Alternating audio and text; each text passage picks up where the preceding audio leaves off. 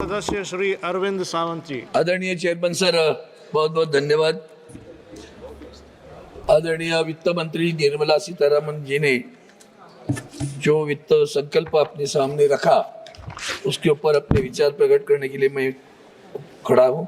और खास करके उन्होंने जो चार बातें कही थी, युवा, महिला, किसान, इन विषय को लेकर मैंने सोचा कि पहली बात जब उन्होंने बेरोजगारों की बात की, कुछ नई स्कीम लाई है, तो उसके ऊपर पहली बात ऐसे कि उसकी जो नींव है वो पहले समझनी चाहिए।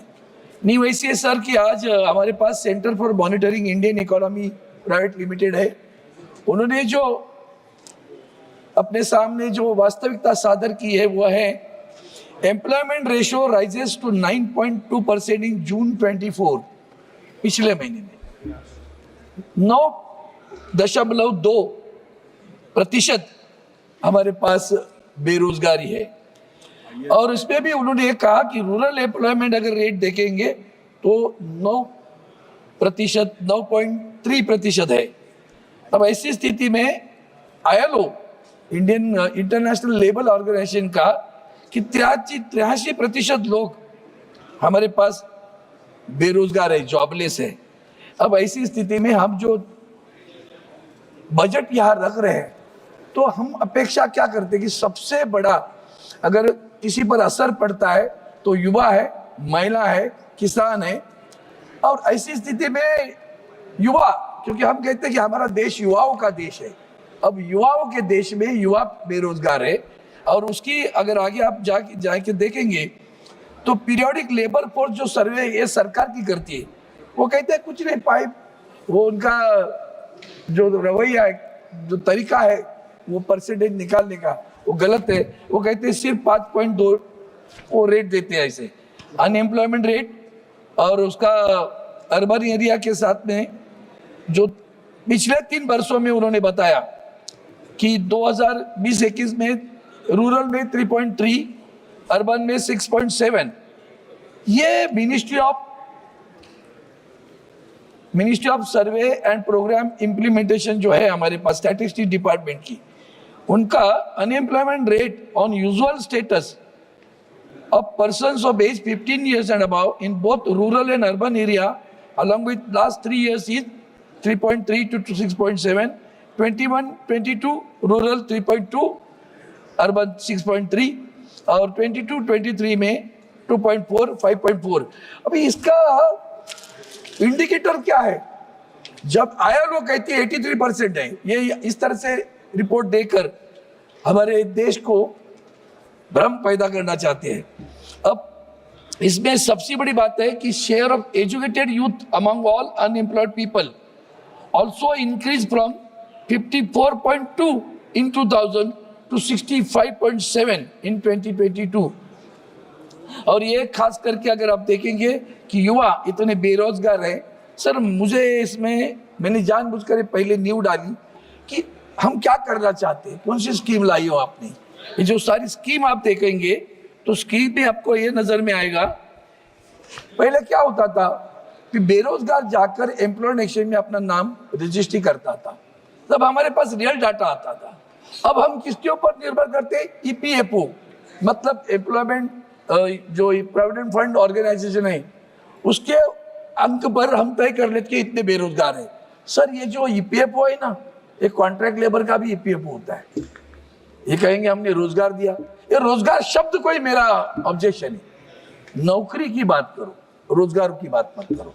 आप जो अभी भी स्कीम में कर रहे हैं ना सर, अभी स्कीम उन्होंने जो लाई है उस स्कीम में आप अगर देखेंगे तो उसमें पता चलेगा आपको, उन्होंने जो सारी स्कीमें जो लाई है उस स्कीम में खास करके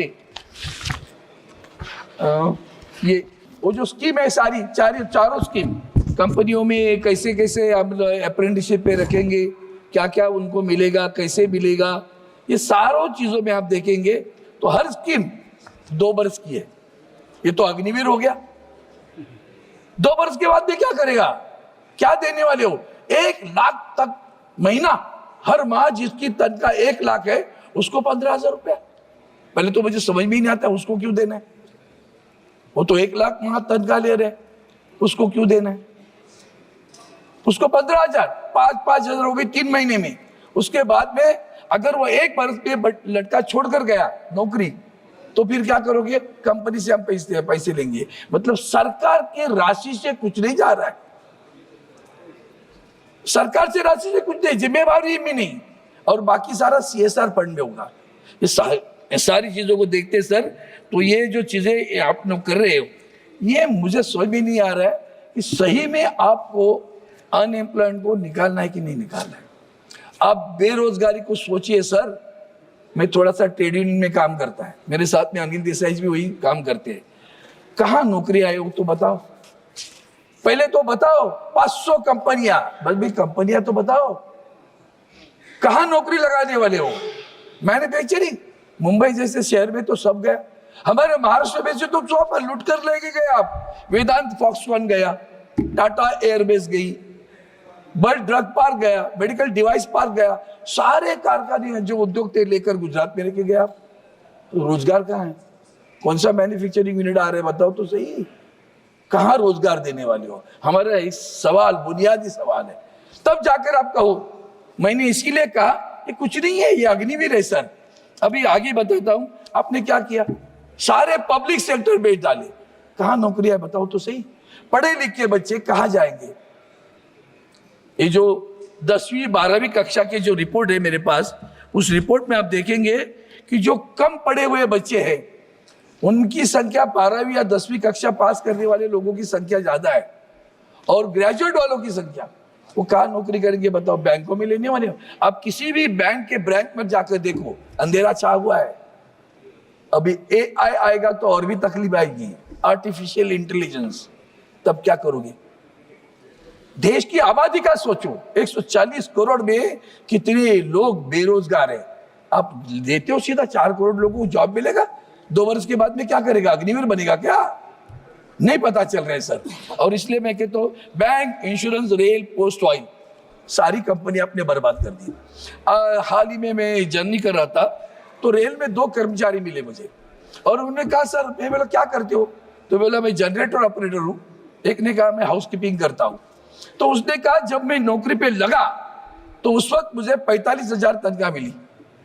2 वर्ष के बाद में वेंडर चेंज हुआ, मेरी तनख्वाह सीधा 16,000 आ गई। फिर 2 वर्ष के बाद में नया वेंडर आया, फिर 18,000 पे गया।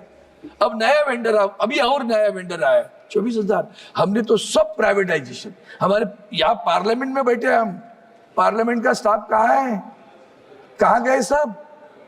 CISF, हमारी उनसे दुश्मनी नहीं है, क्यों हमारे स्टाफ को निकाला? समझने तो दो। BVG करता है हमारा सारा, हमारा राष्ट्रपति भवन BVG, पार्लियामेंट की सफाई BVG करने, और कौन? हमारे स्टाफ कहाँ गए भैया? ये जो पार्लियामेंट में हमारा स्टाफ था, हाँ CIS को लगा नहीं, चौराहे पे लगाओ। अंदर क्या है? क्यों उनके ऊपर आप अन्याय कर रहे हो? कहाँ है बताओ तो सही? कौन से नौकरी पे गए? कहाँ निकाल दिए? किसने निकाला? किसने निर्णय लिया? 25-25, 30-30 साल जिन्होंने अपनी जान प्राण न्योछावर किए इस पार्लियामेंट को रक्षा के लिए, जिन्होंने प्राण न्योछावर किए, वो CISF वाले नहीं थे सर, वो हमारे कर्मचारी थे। सबको हटाया आपने मन मर्जी। मोदी साहब है तो मुमकिन है, निकाल दिया आपने। वो अपनी नोकिया कंपनी मद्रास में एक दिन में मन में आया बंद कर दी। 40,000 लोग कहां जाएंगे नहीं पता। हम बता रहे नया, जो बंद हो रहा है कौन बताएगा? आज हमारे ऑटोमोबाइल टेक्नोलॉजी में इलेक्ट्रिक व्हीकल्स आ गई सर। हमारी जो पहली पुरानी डीजल पेट्रोल इंजन की व्हीकल थी, तो उसके लिए एंसिलरी बहुत सारे मूविंग पार्ट्स है उसमें। इलेक्ट्रिक व्हीकल पे मूविंग पार्ट नहीं है, तो उसके लिए जो मूविंग पार्ट्स होने की वजह से एंसिलरीज कंपनियां होती थी, आज सारी एंसिलरीज कंपनियां बंद पड़ी। कोल्हापुर में जाओ, एंसिलरीज कंपनियां बंद पड़ी है, बेरोजगार हुआ, उम्र हुई 40-45। कहाँ रोजगार है? आपके रोजगार शब्द से मैं देखता हूं, कहाँ रोजगार है वो तो बताओ। और सबसे बड़ी बात है, कौन सी नौकरियां देते हो? आपके कानून इस देश में रोजगारों के लिए, नौकरियों वाले काम करने वालों के, मजदूरों के लिए क्या कानून बनाए सर? हमने कानून बनाया जिस कंपनी में 300 और 300 से कम कर्मचारी हो, अगर कंपनी का मालिक चाहता है बंद करना है तो उसको किसी की अनुमति लेने की जरूरत नहीं है, बंद करेगा। कृपया कंक्लूड कीजिएगा। बंद करेगा, मर्जी है, मेरी मर्जी। उसके बावजूद हमारे क्या टर्म्स है सर? कैजुअल, कॉन्ट्रैक्ट लेबर और फिक्स टर्म। कैजुअल क्या होता है?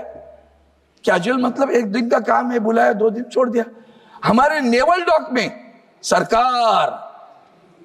सरकार नेवल डॉक में, मुझे पिछले हफ्ते लोग मिलने आए, 25 बरस सर कैजुअल एम्प्लॉइज, 25 बरस कंटिन्यूस सर्विस, ब्रेक नहीं है। 25 बरस कंटिन्यूस सर्विस करते हैं कैजुअल एम्प्लॉइज करके नेवल डॉकयार्ड में। ये तरीका है। मैंने रक्षा मंत्री को पत्र लिखा, मैंने वेस्टर्न कमांड को पत्र लिखा। पत्र लिखने के बाद क्या हुआ सर? पत्र लिखने के बाद इमीडिएटली वेस्टर्न कमांड सतर्क हुआ और उन्होंने सोचा कि अब हम वेंडर बुलाएंगे, जल्दी से थर्ड पार्टी कर देंगे। तो 25-25 साल नौकरी करने वाले लोगों को अब वेंडर के पास भेजोगे, अपनी जिम्मेदारी छूट गई। मर जाओ, किधर भी जाओ। Mazagaon dock fix term employ sir please sir 2-2 बरस के लगते हैं, 2 बरस। अब फिक्स टर्म पे लग गए सर, अभी तो 5-7 महीने हुआ फिक्स टर्म में लग गए नौकरी पे। बहुत इंपॉर्टेंट, इसलिए मैं राजनीतिक भाषण नहीं कर रहा हूँ, सारा राजनीतिक सुनते आया हूं। मैं भाई बहुत बोल सकता हूं उसके बारे में, मैं जानबूझकर नहीं बोल रहा हूं, विषय जा रहे हैं बाहर। फिक्स टर्म 2 बरस का रखते हैं, फिर दूसरे टाइम बोलेंगे फिक्स टर्म रखा था आपको, कितनी तनख्वाह दे रहे थे? 25,000 दे रहे थे। अभी नया फिर 1:1 कॉन्ट्रैक्ट करना है, सही। एम्प्लॉई और एम्प्लॉयर कॉन्ट्रैक्ट करेंगे फिक्स टर्म के लिए, और वो कहेंगे पिछली बार 25,000 दिया था, अब तो नहीं दे पाएंगे, अब 20,000 करना है तो करो, तो जाओ। क्या वृद्धि है? फिक्स टर्म 7-7 बार fix term. Mazagaon dock government PSU 14 साल लोग काम कर रहे हैं। एक्सिस बैंक, मैं नाम लेकर जानबूझकर बोल रहा हूं, ठीक। लोग 10 बरस काम किए, तनख्वाह नहीं बढ़ रही सर। तनख्वाह बढ़ाएंगे कैसे? वो कितने वेंडर की बोलो, वेंडर बोलता मैं देने के लिए राजी हूं, बैंक मुझे दे नहीं रही है। हजारों कर्मचारियों के हाल हो रहे सर। सर मेरा समाप्त, मैं करता हूँ ना 2 मिनट में समाप्त। इतना बड़ा महत्वपूर्ण विषय है, 5 मिनट में सर, इतना बड़ा 20 घंटा दिया है। मैं BSc कमेटी में हूँ जी। हमारे। आज आपने मुझे बजट पर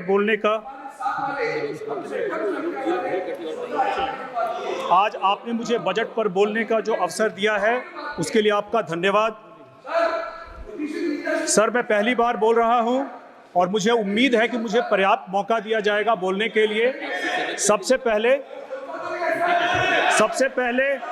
मैं जमुई की जनता, सर सबसे पहले मैं जहां से चुन करके आया हूं जमुई लोकसभा की जनता को अपना धन्यवाद करना चाहूंगा, जिन्होंने पहली बार मुझ पर और तीसरी बार मेरी पार्टी को पे विश्वास करके हमें भारत के संसद में भेजा है। मैं बड़े गर्व और जिम्मेदारी के साथ बजट पर अपनी पार्टी का जो पक्ष रखने का मौका मिला है, आपको समय मिलेगा, उसके लिए अपने राष्ट्रीय अध्यक्ष आपको समय मिलेगा, माननीय केंद्रीय मंत्री श्री चिराग पासवान जी को भी धन्यवाद देता हूं। मेडन स्पीच है सर, मेडन स्पीच है, उसको डिस्टर्ब मत कीजिए सर। नहीं, आप बैठिएगा, आपको समय मिलेगा। अध्यक्ष जी, मैं बिहार से आता हूं, जो कि भगवान जैन, भगवान बुद्ध, माता सीता, गुरु गोविंद सिंह जी, आचार्य चाणक्य।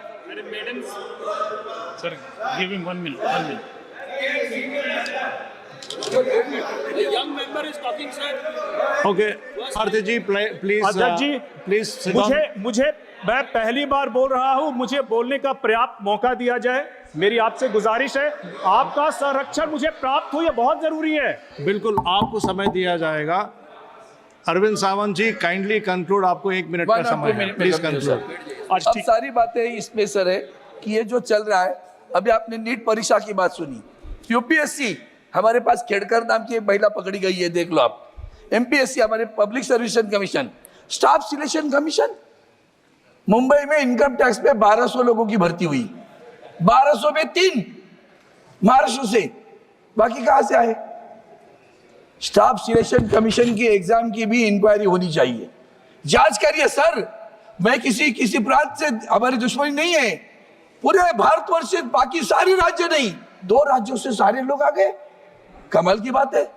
तो जांच करने की मैं मांग करता हूं। आखिर में 2 मुद्दे रखता हूं। एनसीएलटी, वो एनसीएलटी में इसके कितने केस पड़े आपने जिक्र किया है। जेट एयरवेज आज तक उनको एनसीएलटी दिखाई दिया, उनके ग्रेजुएटी और पीएफ दे दो, पैसा नहीं मिल रहा है सर। हयात रिजेंसी मुंबई में बंद पड़ा हुआ है होटल, पैसा नहीं मिल रहा है सर। लोग बेकार हो रहे 30-30 साल सर्विस करने के बाद में भी। इसलिए मेरी प्रार्थना है आपसे, इस मुद्दों को लेकर अगर सरकार युवा बेरोजगार की बात करती है तो उसमें मुझे आपको यही बताना है कि और एक बार आखिरी मुद्दा आता है। ये सब करने के बाद पेंशन 10 बरस लड़ रहा हूं, ईपीएस पेंशन 95, 800 रुपया, 1200 रुपया, क्यों उनसे खिलवाड़ कर रहे हो सर। और इसलिए मैं आपसे प्रार्थना करता हूं, महाराष्ट्र के 3 मुद्दे एक मिनट में खत्म कर रहा हूं। एक है छत्रपति शिवाजी महाराज। ये कहते हैं हमारे महाराष्ट्र में छत्रपति शिवाजी महाराज के आशीर्वाद भाजपा के साथ, और वही छत्रपति शिवाजी महाराज का statue Chhatrapati Shivaji Maharaj railway station पे खड़ा करने के लिए कहा तो रेलवे का चेयरमैन कहता है पॉलिसी नहीं है। पॉलिसी नहीं तो वल्लभ भाई पटेल जी का स्टैचू कैसे लगाया, विश्वेश्वरैया का स्टैचू कैसे लगाया। छत्रपति शिवाजी महाराज का स्टैचू लगाने के लिए पॉलिसी नहीं है। आपकी लैंड पॉलिसी भी अब तक खराब हुई सर।